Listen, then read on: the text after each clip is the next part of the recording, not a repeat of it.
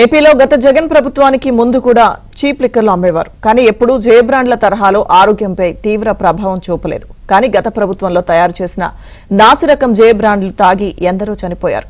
చాలా మంది తీవ్ర అనారోగ్యం బారిన పడి మంచాలకు పరిమితమయ్యారు. కాసులకు కక్కుర్తిపడి ప్రమాణాలు పాటించకుండా తక్కువ ఖర్చుతో ఎక్కువ మద్యం లక్ష్యంగా తయారు చేయడమే ఇందుకు కారణం.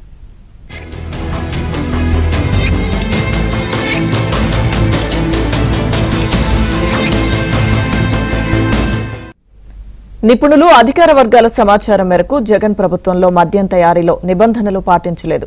జే బ్రాండ్లలో కంటికి కనిపించని లెక్కలేనన్ని ప్రమాదకర రసాయనాలు కలిశాయి. ఆ బ్రాండ్ల మద్యాన్ని నిర్దేశిత స్థాయిలో శుద్ధి చేయకుండానే హడావిడిగా ప్రజల్లోకి వదిలేశారు.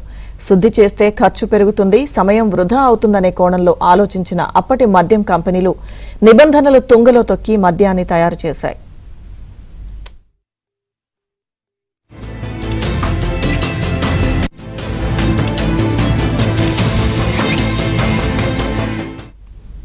ఎప్పటి నుంచో మార్కెట్లో ఉన్న బ్రాండ్లు ప్రమాణాలు సక్రమంగానే పాటించాయి. కానీ కొత్తగా వచ్చిన జే బ్రాండ్లు ఈ నిబంధనలను గాలికి వదిలేశాయి. నిబంధనల ప్రకారం శుద్ధి చేస్తే ఖర్చు పెరుగుతుంది.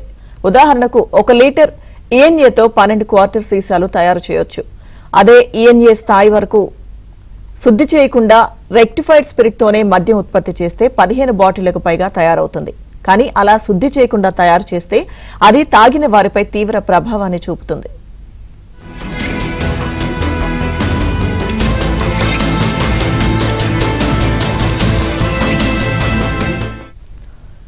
ఎవరెలా పోతే తమకేంటి అనుకున్న మద్యం కంపెనీలు అలా ప్యూరిఫికేషన్ ను గాలికి వదిలేసి స్పిరిట్తోనే మద్యం తయారు చేశాయి.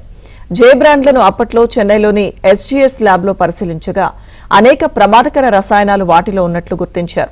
వాటి వల్ల శ్వాసక్రియ పెరగడం, నాడీ వ్యవస్థ పనితీరు అకస్మాత్తుగా వేగవంతం కావడం, తల తిరగడం, కడుపు నొప్పి, తలనొప్పి, వాంతులు, అతిసారం, మానసిక గందరగోళం, బీపీ పడిపోవడం, చర్మంపై దురద లాంటి అనారోగ్య సమస్యలు వస్తాయని ల్యాబ్ వెల్లడించింది.